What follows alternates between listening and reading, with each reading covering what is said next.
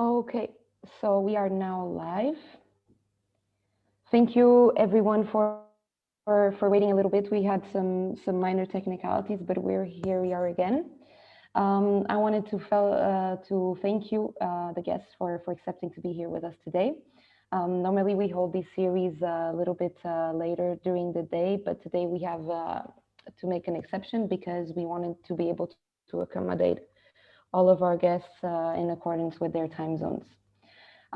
So welcome to Migrant Woman Reality Watch number 23. Today we have three guests with us. So the first one is Nayoung Kim-Park. She's a feminist activist, writer, and attorney based in Seoul, Korea. We also have Rochelle. She's a writer, also the co-founder and campaigner at Radicailín. Please correct me later on if I'm not pronouncing it right. And Rochelle is also a migrant rights and refugee advocate. And we also have with us Tipper. She is the project officer at Oasis, Belgium, which is a member organization of our network, the European Network of Migrant Women. But I will let Tipper later on explain what Oasis is. So the Migrant Woman Reality Watch of today will be centered about the theme of misogynistic racism, specifically towards Asian women or women of Asian origin. We are taking as a starting point the shootings and the femicide of the Asian women in Atlanta in the US about 2 weeks ago. As we know, or maybe not, but most of us have read the news and we have seen that the portrayal of these attacks is kind of limited and not very well framed, we think. It is kind of framed and portrayed as an instance of racist, isolated events towards Asian people, not even Asian women. So we invited our special guests of today to try to expand the scope of analysis and give a feminist or a woman's analysis of misogynistic racism and the violence that is perpetrated towards Asian women and girls. So as I said before, we'll take the Asian shootings as a point of departure, and then we'll be addressing the situation of Asian women and girls in the sex trade, the thriving racism that exists in the sex trade, and we will be framing also prostitution as kind of a racialized crime, a hate crime against women. So we're kind of drifting away from the mainstream perspective and taking this perspective and adopting our feminist lens to it. So our guests will have the floor, of course, but our guests will be tackling the sexual exploitation of Asian women and girls as well under this frame of misogynistic racism. Just before we start, to touch upon technicalities, this is being recorded from Zoom. So we apologize in advance if there are some breakages, because sometimes that can happen. And we are 4 connected to this platform. The recording will stay on our Facebook page and will be later uploaded to YouTube. So there is absolutely no worries if people cannot log in right now, because they will have the opportunity to listen to this recording after all. If we have time, I'll try to put in 1 or 2 questions from the audience, but I cannot absolutely guarantee this because I want to make sure that we don't step over time. I know all of you women are pretty busy and have other things to do, so I want to thank you in advance for your time, and I really look forward to your insights. So we're going to start now. I was wondering if, first of all, you could all present yourselves and the work that you do for the audience. Maybe we can start with Nayoung. Hello, everyone. Thank you for having me. My name is Nayoung Kim-Park. I am a feminist activist, writer, and attorney from South Korea. I work with survivors of male violence against women, such as domestic violence, sexual assault, prostitution, and pornography. As for my life experience as an Asian woman, I spent most of my 20s abroad in Europe and the United States, where I was racialized as an other for the first time. I've recently moved back to Seoul, so in this society, I am considered as just a woman since I am part of the mainstream racial group here. So that's been interesting. Thank you, Nayoung. Maybe Tipper, you can go now. Hi, my name is Jutatip Talumassawat. I am brown Thai woman. I'm working with the Oasis Belgium. Oasis Belgium is a part of a worldwide organization working to help the most marginalized find community choice and hope. I am a social worker working specifically with the Welcome Project by supporting and visiting vulnerable and exploited women in the massage parole in Belgium and bringing the community education on their rights. Apart from that, as our project leader is Thai, so we get a chance to get closer to Thai and Asian community. So we get a chance to talk to them, to help them what they needed. Many migrant women here, they experiences gender-based violence, exploitation, and discrimination. So basically, we went there, we listened to them, and many of them are starting from domestic violence at home. And if luckily if they found us, of course, we are helping them get through and break the cycle of violence. But what if they didn't find us? So we need to help them urgently. Yeah, thank you very much. And now finally, Rochelle. Very impressive bios from the two women. My name is Rochelle. I am co-founder and writer and campaigner for Radicailín. It's a radical feminist group over in Ireland. I'm originally from the Philippines. Radicailín was set up by Irish women and migrant women of color, mostly women from the global south. And we're focused on women's liberation. Thank you. Thank you so much. Okay, perfect. Thank you so much for introducing yourself. Although we all kind of know each other, it's important for the audience to have a grasp of who you women are. Okay, so I'm going to go kind of to the questions. As I was saying before, while the Atlanta shooting was portrayed as an isolated act of violence towards Asian people or Asian of people origin, we know that there is much more to be said about what really happened at the shootings.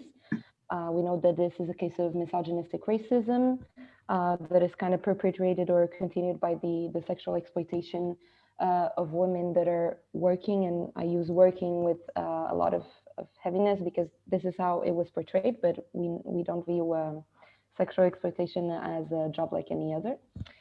And I'm not sure if this is really true, but there have been some mainstream platforms that have addressed the fact that the man who perpetrated these attacks was actually a sex buyer, and that he was motivated by his desire to purge his so-called sex addiction. So I wanted to ask each one of you, under which light do you see these shootings? What kind of dynamics do you see that are fitting into these events? First of all, we know that the sex rate really thrives on racism, and also the way Asian women and girls are advertising the sex rate, I think, kind of speaks for itself. Gail Dine has addressed this massively, but I'm sure that many other Asian women have. We just don't hear that much about them here. But when sex buyers usually look for Asian women, they really insist on this fact of exotic, and they also address a lot the low age of these women. So there are a lot of racist and sexualized stereotypes of Asian women, which is also in line with the historical commodification of Asian women throughout the whole history of humanity. So I wanted to ask each one of you if you could more or less address the specificities of this, of where you are based. So Rochelle, I would ask, sorry, that is the next question. I'm so sorry. Are you listening? Yeah. Yes. Okay. It is breaking from my side. I truly apologize for this. No, so I wanted to ask you, how do each of you frame these shooting, and how do you think that we can convey a feminist analysis to the wider public? How can we contribute as feminists to really portray the shootings for what they really were, and how do we also render homage to the women that were killed, and how do we really pay tribute to their story while telling their story fully? So maybe we can start with Rochelle. Yeah. Okay, so the Atlanta shooting, if people obviously listening don't know anything about it, so that was The shooter was Robert Aaron Long, a 21-year-old man who thought that he could eliminate temptation by going on a rampage. Now, a lot of news outlets would have framed this as an anti-Asian hate crime or just a racism crime. But obviously, it's clear to us migrant women that it intersects with sexism. Now, why do I say that? If you go back a couple of years back, like maybe in 2014, there was a man called Elliot Rogers who went on a rampage in UC Santa Barbara. And he wrote a 137-page manifesto, and it's pretty much him airing his grievances towards women who socially and sexually rejected him. Now, that wasn't framed as a hate crime or racism crime, mainly because there was no pattern of, with regards to his victims. But it's the same. It's the same, it's the same motivation with regards to sexism. The pattern there is that with Elliot Rogers, Robert Aaron Long, and many other men like Alec Missian, I don't know if you've heard of him, but he's another man who killed people because he was a big fan of Elliot Rogers. And, so there's this like incel community. And what they have in common is that these are men who blame women for everything, for their own shortcomings, and they punish women for it. One of the things that Roger said in his video, he recorded a video before he killed himself, was that, I don't know why you girls are not attracted to me, but I will punish you all for it. And that in itself, that sentence is so telling. So he blames women for everything. And then, but in Robert Aaron Long's case, it was the opposite. He didn't have any issues with women socially rejecting or sexually rejecting him because he said he had sex addiction. But what he did, though, was that he blamed women for the temptation. So he went to these establishments thinking the only way I can get rid of my issue with sex addiction is to eliminate the temptation, to eliminate these women. And the problem with that is that women are seen, for me in my analysis, that women are seen as not human. We're seen as objects. We're seen as a means for sex. In both cases, in all cases, we're seen as objects, as a means to get laid or to serve whatever purpose these men had in their heads. And when they didn't serve that purpose anymore, when we didn't serve that purpose anymore, they go on a rampage. So yeah. Thank you. Nayoung, how about your take on this? Oh, yes. I frame the Atlanta killings as others do, racist feminist femicide. It is specifically targeting women who are amongst the most vulnerable in society in terms of sex, race, class, and migration status in this case. So now, we do not know that the particular women who were killed in this case were in fact women prostituted in the sex trade, but the shooter either thought that they were, or he didn't care. As you mentioned, we have learned that he was a frequent John, a punter, a sex buyer of Asian women. We know that he believed that Asian women were to blame for his actions and how he felt about his actions. We also know that men of all types prey upon prostituted women to inflict pain on them, in addition to the paid rape, exploitation, and violence that prostitution already is in and of itself. That is to say, we know that violent men specifically target prostituted women to beat them, to dehumanize them, to torture them, and ultimately to murder them. Think of notorious serial killers in your region, whatever your region you're from, and consider whom the majority of their victims were. We also have, I'm in Korea now. We have had one such notorious serial killer in Korea who killed more than 20 women who were prostituted over the years. Nobody found out. The police did not investigate, and these women were just forgotten. So we do not know the exact figures, as little research has been done on this actually global phenomenon. There's similar cases in the United States, in Canada, in the UK, and we can find very similar cases. But according to one study, prostituted women are 60 to 100 times more likely to be murdered than women who are not in the sex trade. What does that tell us? Is that they are put in a situation where they are easy and easy prey, easy targets, and specifically racialized women who are structurally more marginalized than just by sex inequality, with like race inequality and class inequality. Think of missing and murdered Indigenous women and girls.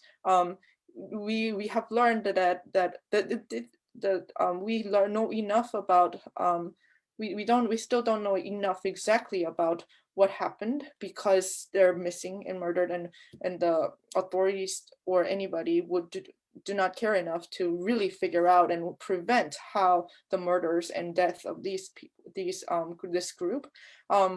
But it is the sex trade, the sex trade connection is very high. So what I think the feminist movement should do is we need to connect these murders and start counting them and start learning more about them. I know that there are groups and individuals who are already counting femicides, and in the United States, there's a group counting Black women's deaths by men's violence. There's a group in Germany who are counting the murders of prostituted women after Germany legalized prostitution. Yeah, so that is my idea. Thank you so much. And finally, Tipper. Yeah, that is quite like very in detail. However, for me, I feel that most of the time Asians, portray as clingy, stupid, humiliation, submission, underdog, or smothered or whatever, even in the Hollywood movie, advertisement or in daily life. So when people didn't think that we are all equal, then the problem will be occurs, right? So if we talk about this case, of course, if we trace back with the attacker in his social media or anywhere, he always, he left the trace that Asian haters. For example, he posts like, I hate Chinese, blah, blah, blah, blah, blah. No one, even one of them, like even like environment that he lived with, correct them, So the incorrect or misbehavior keep continue and keep growing.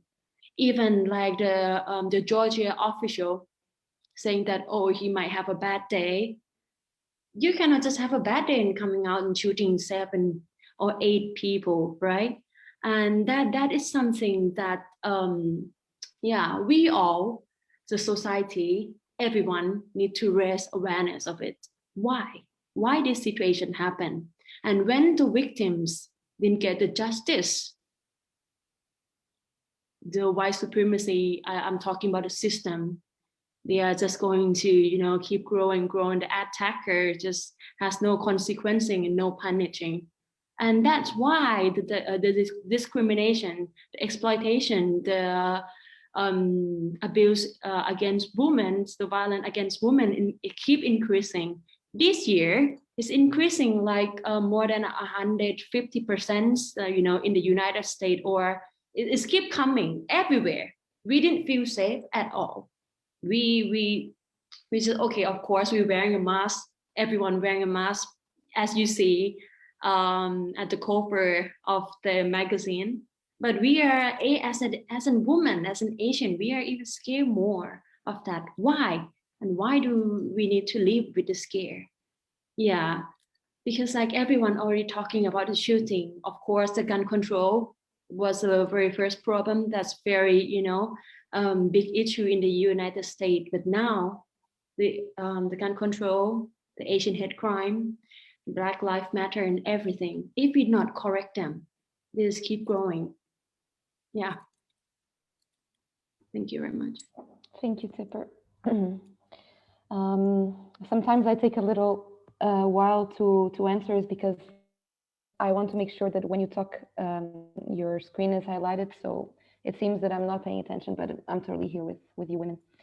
Let's see. I wanted to connect what we are talking about. So the sexual exploitation of Asian women and girls and the misogynistic racism that all of you three women touched upon.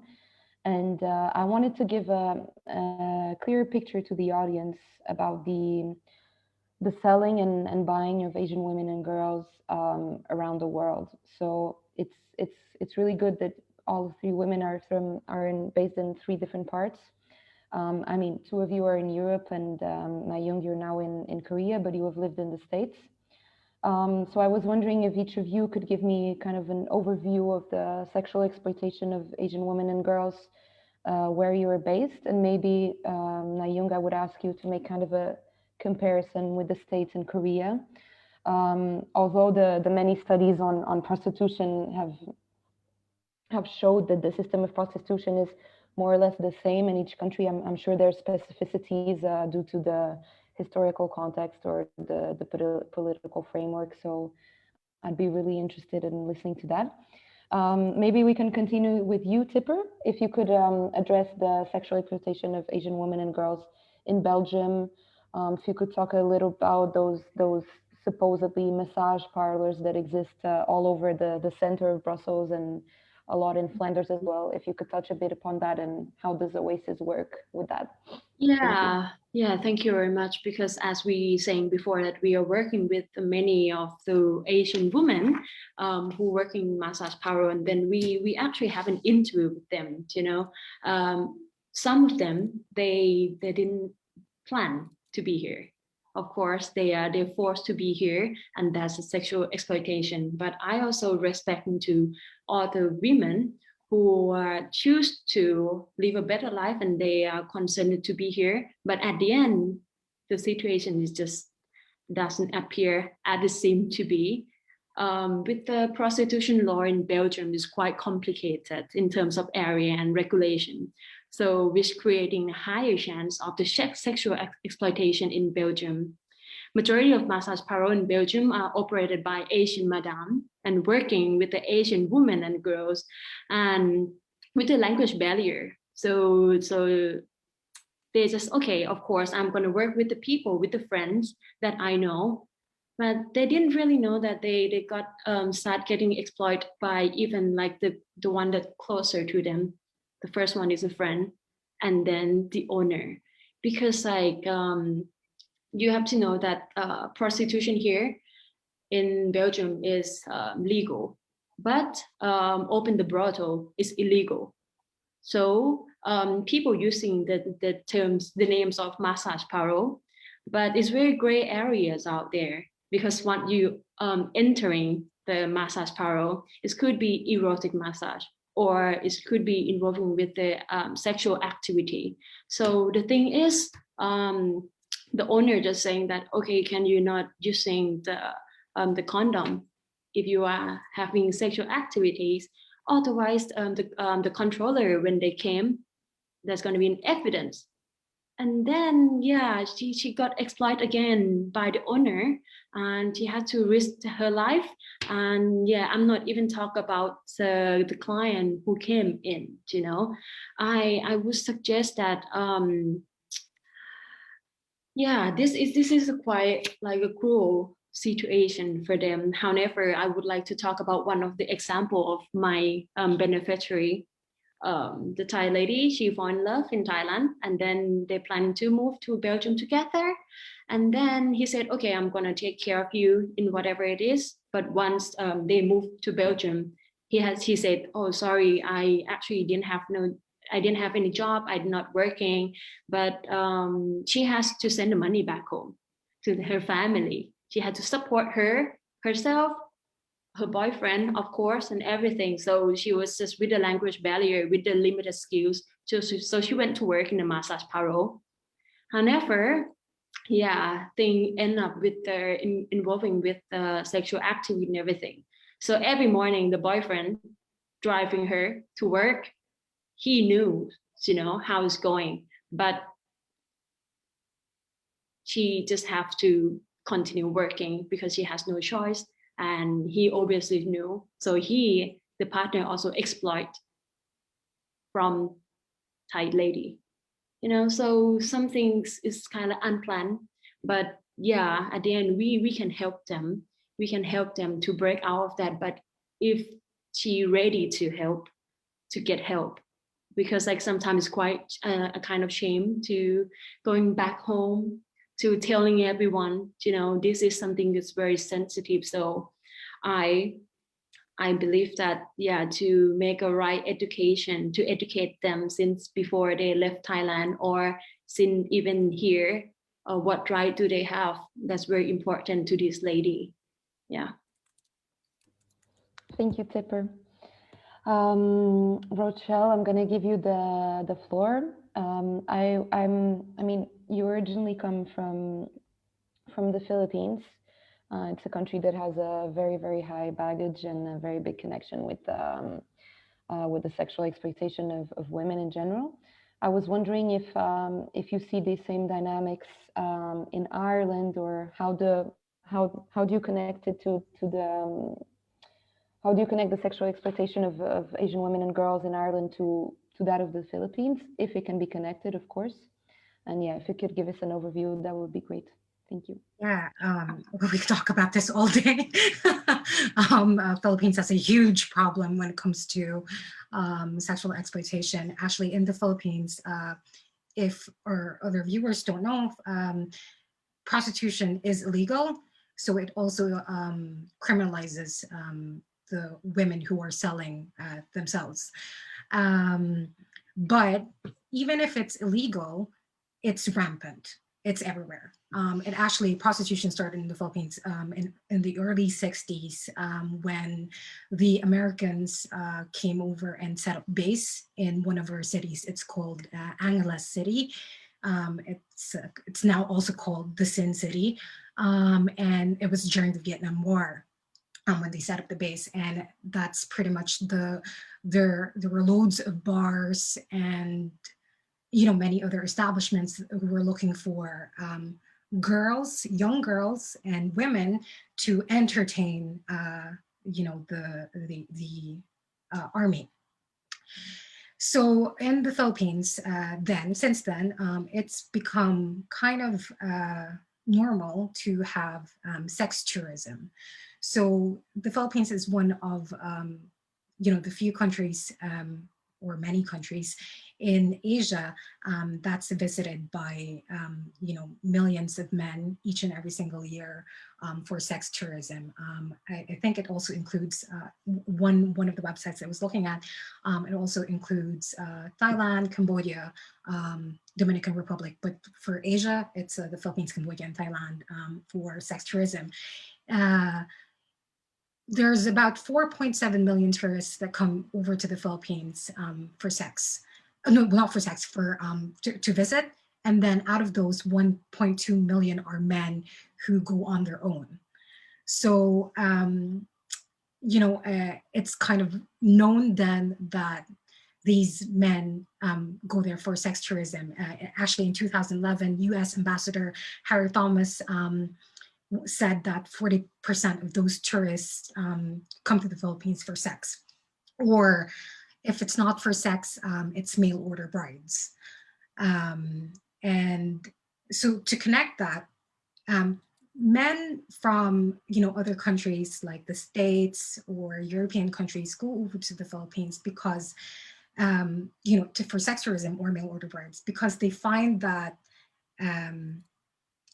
women from the Philippines are exotic, submissive, and many other traits that they think that would make men feel like they're kings. So to connect that to Ireland, in Ireland, when it comes to prostitution, I was checking last night in Esford, Ireland. There's about 45 Asian profiles on esfordireland.com, and that's like one of the most more popular websites for prostitution. But I think based on research that was done by SERP, I think they think that it suggests hidden subgroups or other marketplaces, because it can't just be 45 in the whole of Ireland, even if in Ireland we already have the Nordic model, but in here though, it's the thinking is still there. The thinking that women over in Asia or women in the Philippines are, submissive, or they're exotic, is still kind of like, it's prevalent.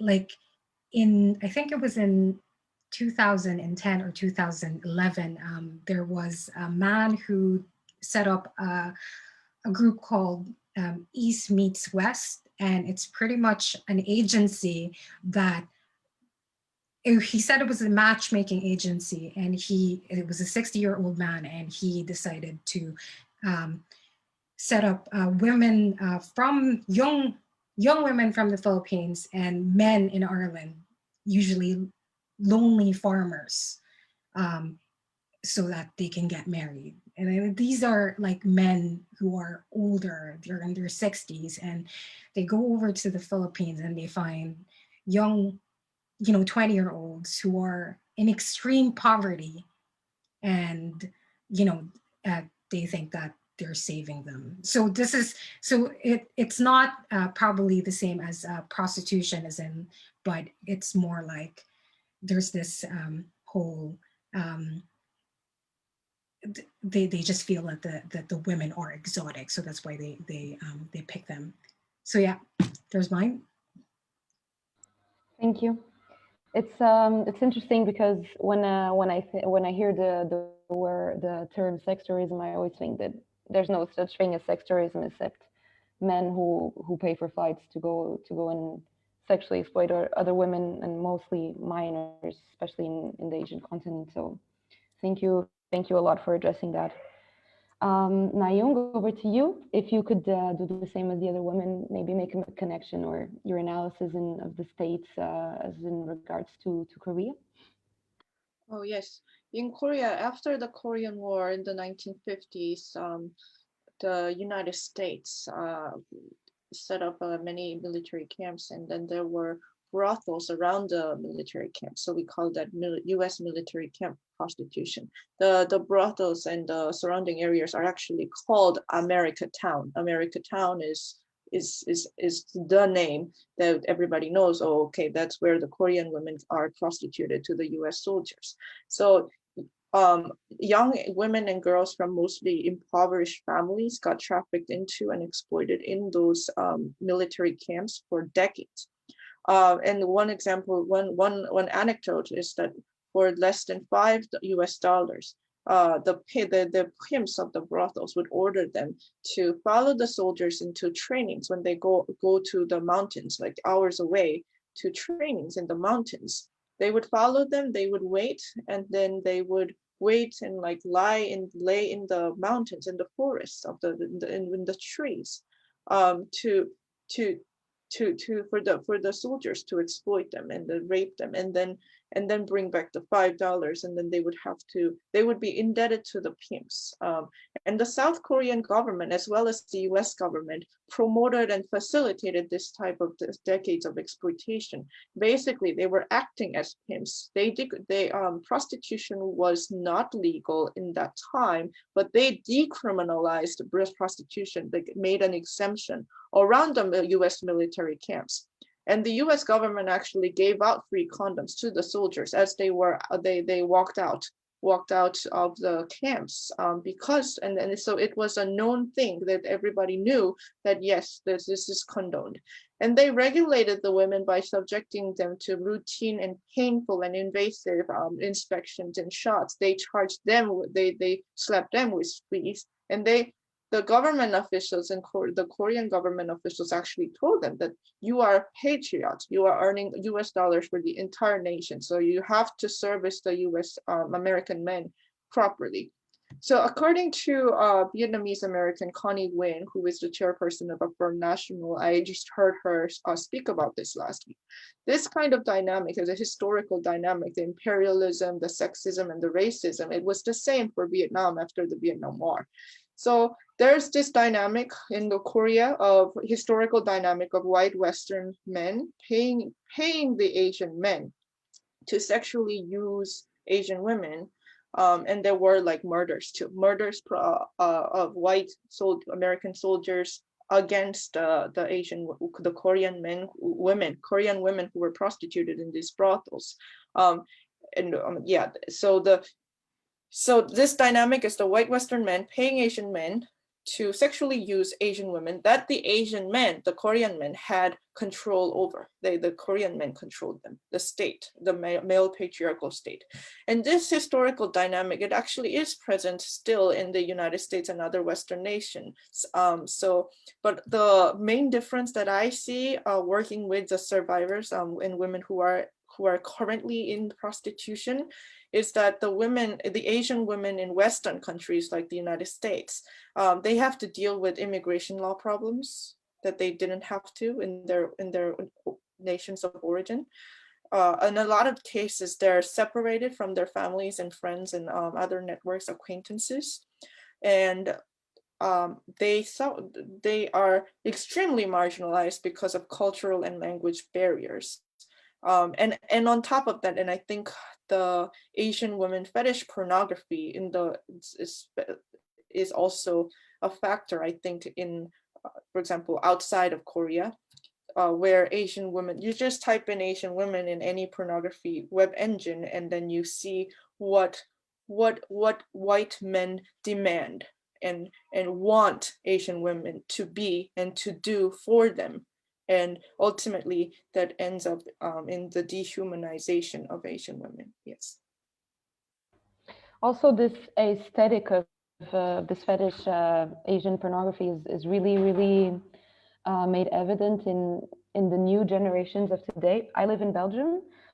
It's not per se a country that is very, very much dominated by this pop Asian culture, but you can see it in the way the new generations are dressing, that it's very much taken from this fetish pornography. So a lot of chokers, a lot of schoolgirl uniforms, just like as you see in fetish pornography. So thank you for bringing that up. I do hope young women are watching this, and I just want to say that this is not an isolated aesthetic. It does come from somewhere. It does want to portray a certain image. So thank you so much for bringing that in, Nayoung.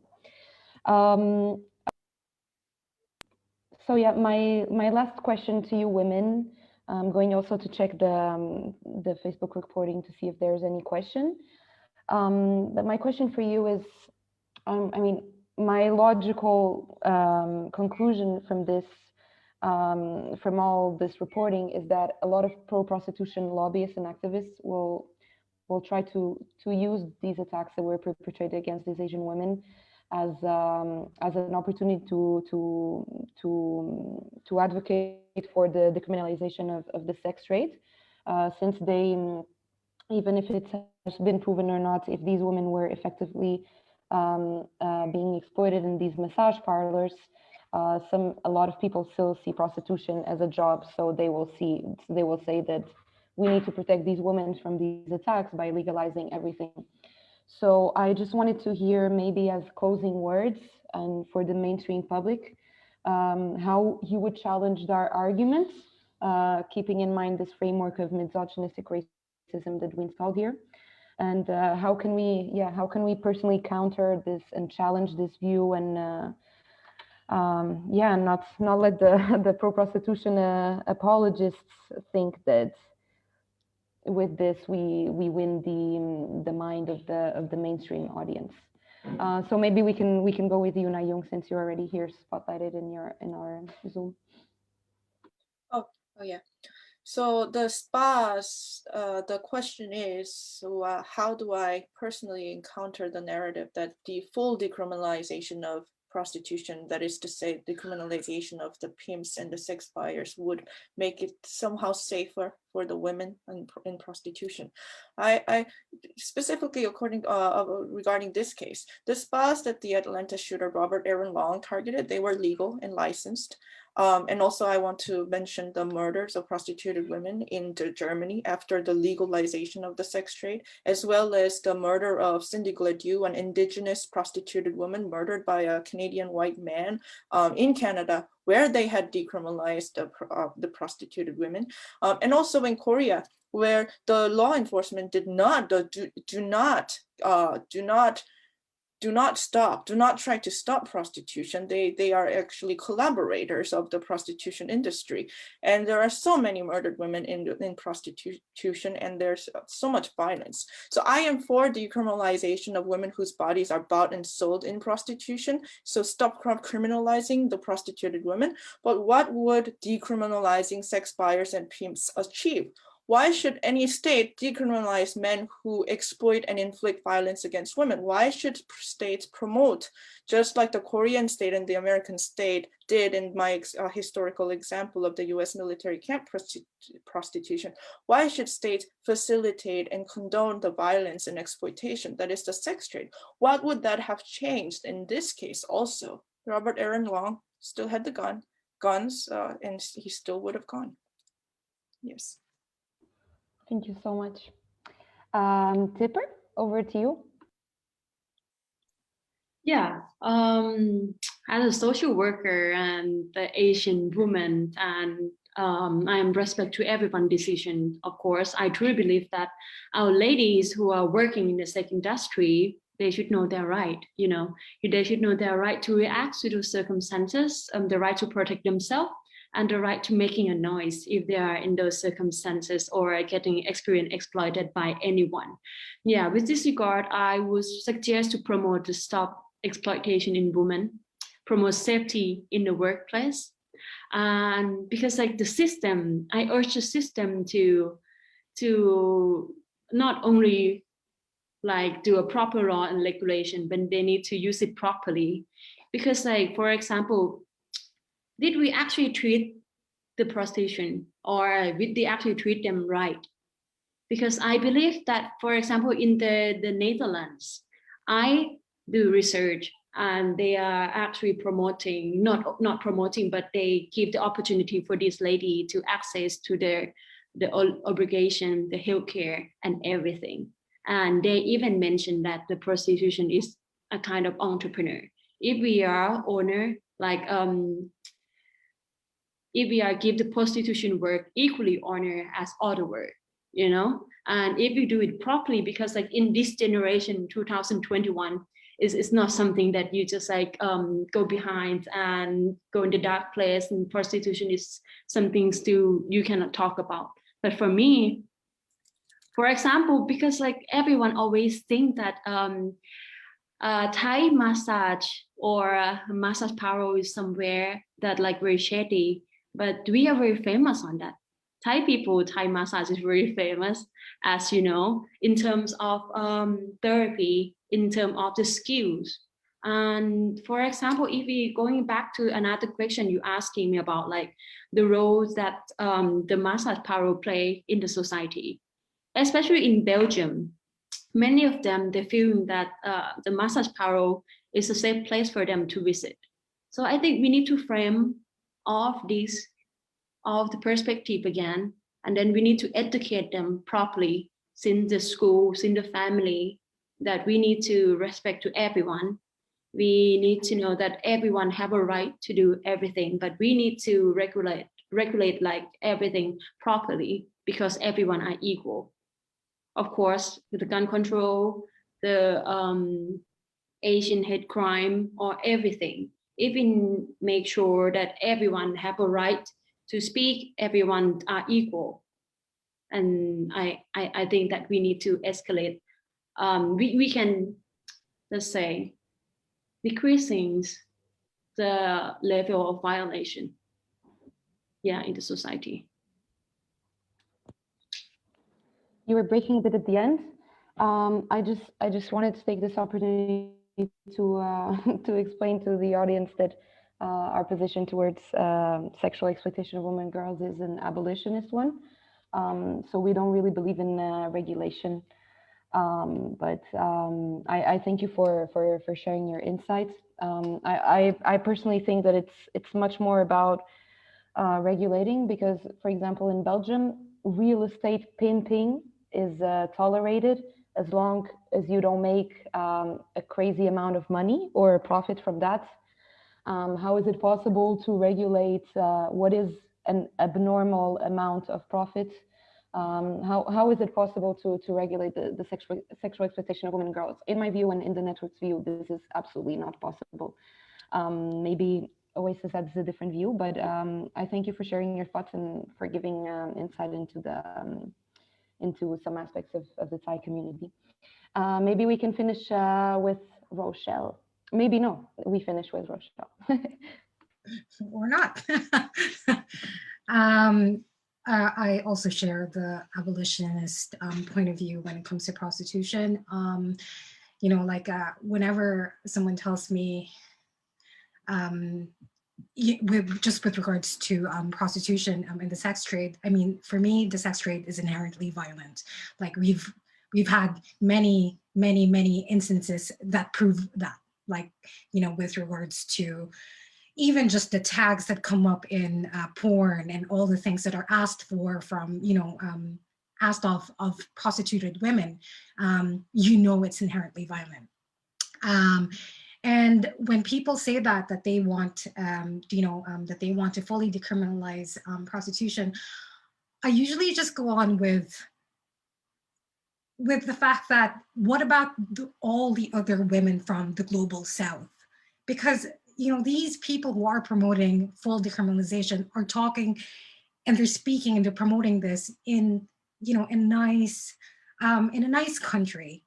But all those other women who are the ones who are completely affected by prostitution, and they're doing it out of poverty, extreme poverty, this is not, you know, this is not addressing the issue. You know, fully decriminalizing prostitution means, or the sex trade means, you're happy enough to perpetuate male violence against women and girls. You want this to continue, you know.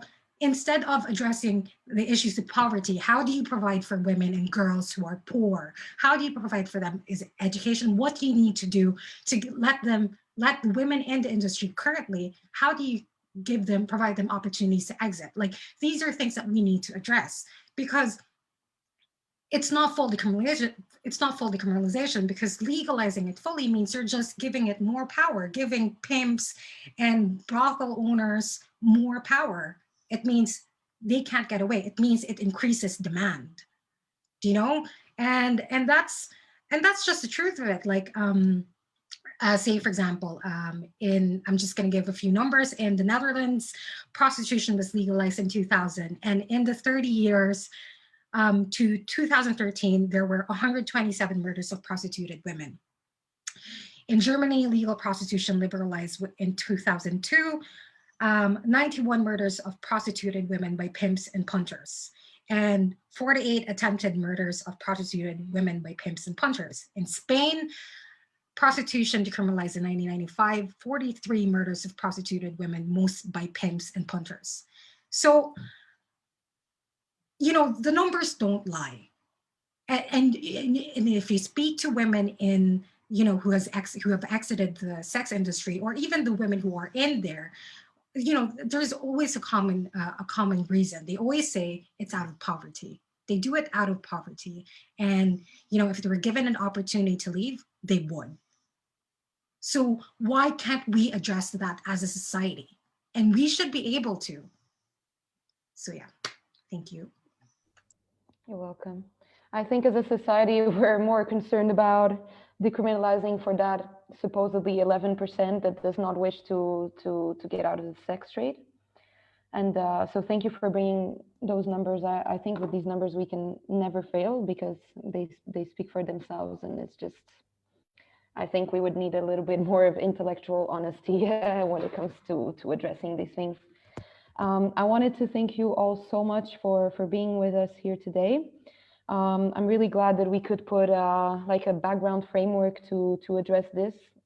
Personally, it was very desperate for me to just read all the news and just no mention of women whatsoever, no mention of Asian women's condition in these Western countries and also in their countries of origin. Just a total disconnection of the links between the historical sexual exploitation and what is happening today. So I'm very thankful for all you three women for giving us all these elements and finally maybe paying some tribute to these women in a way, because we are addressing the factors or the events that has led to the attack that we read about 2 weeks ago. So I think it is in this way that we pay tribute to women, by telling their stories accordingly, with facts, with real elements, and not romanticize sexual exploitation and the buying and selling of women and girls. So wanted to thank you personally for taking the time. Thank you, Nayoung. I know it's getting late there in Seoul. Just wondering if you have any last words for the audience. If not, no worries at all, but I always ask this of the viewers just in case they want to share something. So go ahead if you want.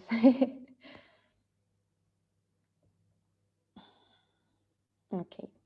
Rochelle, maybe you want to say something? Maybe I forced you to say something. No, you're good. Okay.